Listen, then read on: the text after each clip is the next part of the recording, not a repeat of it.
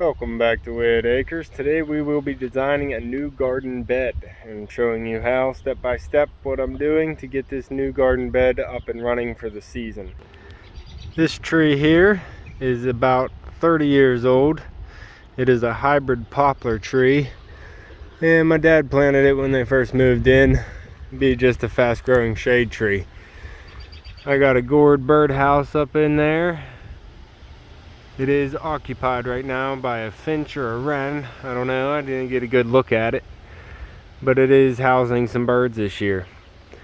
I'm deciding to make a flower bed around the base of this poplar tree along the driveway here because the roots are coming up into the yard and making it hard to mow. You can see here how high the surface roots are, and they just get hit by the mower, and this one's actually too high now. I can't even mow over it. So I'm just going to turn that into a flower bed. You can see the surface roots come all the way through the yard here, but for now they're low enough to glide right over. So the first thing I did was shape it the way I wanted it with some spray paint, and then I took a flathead shovel and I edged it out. Starting here, you can see I chopped off about an inch down all the way across with a shovel and flipped up the sod up and over to make a weed-free perimeter around the whole garden here, all the way to the driveway. Now the next thing we did was spray the grass so it dies and we don't have to deal with any weeds coming up into the bed. Now we can go ahead and dump a hefty layer of compost around the entire bed and dig some holes and plant.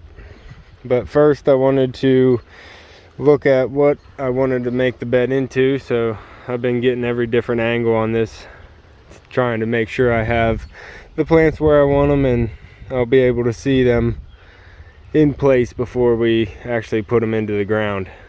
Up. Alright, so the plants I'm thinking for this, I'll start off here in the middle with the larger shrubs. This is a Chianods Rhododendron.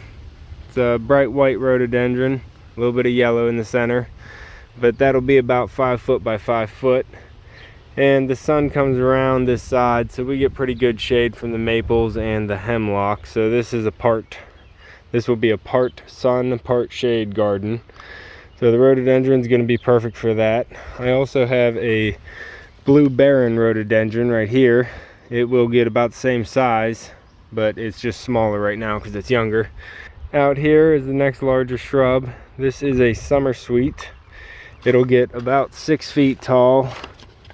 You see here, ruby spice summer sweet, and it'll get about 4 to 8 feet tall, 4 to 6 feet wide.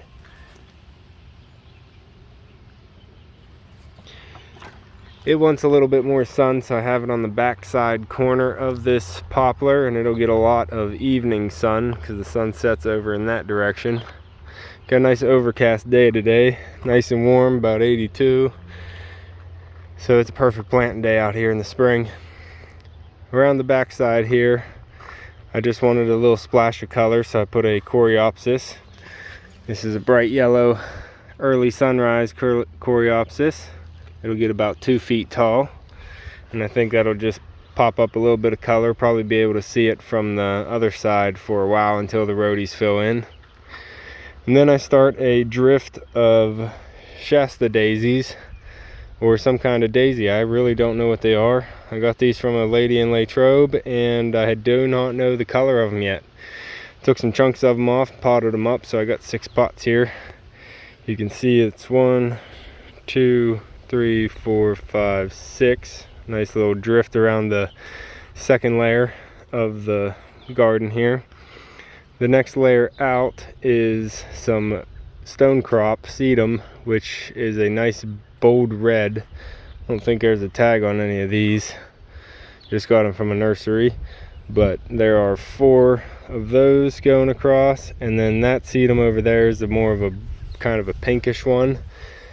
It matches the same sedum that goes all the way at the end of that row of lilies and hostas.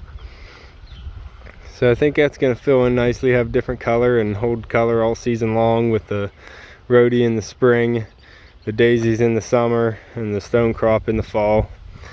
As well as this, I just threw this Veronica here. I don't know if it's the right one for the spot, but this is Bubblegum Candles Verspeed Speedwell Veronica, and this says it gets 8 inches tall. I thought Veronica got a little taller than that. Maybe this variety is just the one that gets a little shorter, stays shorter. It's a bubblegum pink, and I think it blooms early summer, but for a decent amount of time. I don't know if that's the best one for that, but I think that's going to go in there for this season, just to fill in that corner a little bit with another little splash of color. I've been looking at this with the pots where they are, and I think that's gonna work. I think they're gonna have enough room to grow. Huh, Pup? What do you think? What do you think, buddy? Oh, you want belly rubs. But yeah, I think that's gonna work.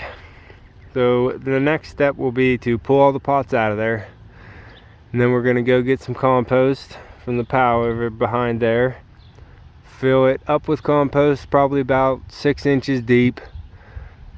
And we will go ahead and dig and plant everything in that.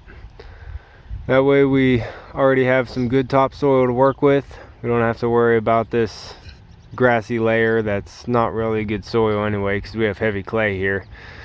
So that's going to start adding nutrients to the soil, gives them something to hold on to during the year and hold the moisture into a lot better. We'll probably use the brown mulch for this area, because that's what this row along the driveway is going to be.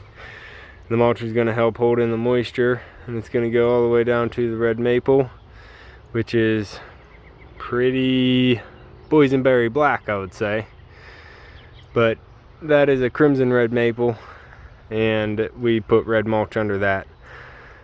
Other hand, we're going to put the brown mulch over here because I think it plays better with all the plant colors. So me and Echo started digging holes here, my dad as well, and we figured out there's way too many roots next to this mature poplar tree up top. So we're bringing in some topsoil, and we're going to pile it up like so all across here and get a nice deeper topsoil layer to be planting in, instead of trying to dig through all these roots, because we don't want to be cutting all these poplar roots. Plus it's right up next to the driveway, so there's pretty good road base up along the edge. We're going to get this filled in with some more topsoil and bring in maybe a little bit of compost, and we'll see if we can get some things planted then. And we're back. It's been a couple weeks since we started this new garden bed, but me and Pup are still on it. We finally started sinking in some plants. You can see back there, did have to do some design changes because of the roots we were encountering underneath the tree right next to the trunk. So instead of doing the rhododendrons, I bought a Carl Forster reed grass right there and plugged that in next to the trunk. That'll be a nice all-season interest. We did keep the sedum. Let me take you in there and show you what's in already. We kept the sedum and the daisies, and we had to move the that's the summer sweet out there on the corner. We moved it as far as we had to find an open spot in the roots. So that's plugged in there, and then we bring it out with the Shasta Daisy ring. We go 1, 2, 3, 4, 5, 6 Shasta Daisies, and then there's the Carl Forster reed grass. Should be a nice all-season interest. Behind the daisies, I plugged in these whirling butterflies, one red and one white. See, these are some white Gara and some pink Gara. Plug those in just for some pollinator attracting and some texture change. And then around the outside, I did the sedum. So the sedum drift starts right there. 1, 2, 3, 4, 5 sedum. These first 4 are red, and then that one's more of a pink. But I think it's going to look good. I did use mushroom compost you see around each one of these. I planted it with mushroom compost to help try and give the roots a bit more accommodating circumstances. And then I used some Shake and Feed Miracle Grow in the hole with it. Just shook in about 3 tablespoons, I'd say, in each hole for everything except for the Sedum. I did not do anything for the Sedum. They don't like being fertilized. And then on the very corner here, I put this euonymus. It is an emerald and gold euonymus, variegated foliage. It says about 4x4 it's supposed to get, so I think that looks pretty good with what I have in there for now. Coming over the driveway side, you can see we have a big empty spot, but I do have some more daisies that are a little bit too small to put in right now. But I'll probably be putting in some of those daisies out here, and I want to find something for spring color, because you can see no color going on right now here. Summer sweet will be blooming in the summer. Yeah, the gar is blooming right now, and it's kind of faded just because of how it's been handled, but it should be coming in with another flush here soon. But I think it turned out good. New bed here.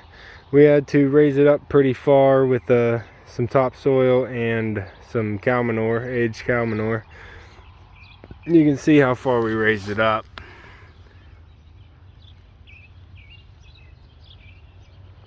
Pretty good height to get all these pots in. None of these pots are really on ground level here. They're planted in the new top layer soil. So that's how we do a new garden here. You want to cut it out, design your shape, decide what's going into it, and then make sure your area is able to accept what you're putting in. There's plenty of other places on the property to start working, and plenty more new flower beds to get created. So thanks for following along as we got this new garden bed started. We're just going to go ahead and mulch over it now once it's mulching season. But we had a cold spell here, and we are going to wait on that. So once this cold spell we're in right now is over, we're going to go ahead and mulch everything, and this will get mulched and it'll start looking a lot better. Hey, pup. And that'll be all for now. Thanks for following along as we got this garden bed started, and you can follow along with our weekly garden updates if you subscribe. And you can follow along with our weekly garden updates if you just subscribe down below and hit that notification bell so you'll be notified if we...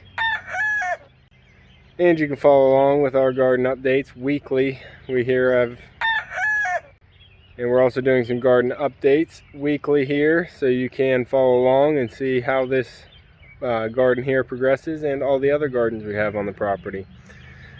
Until then, you can find me and Echo on the next one. Thanks for watching.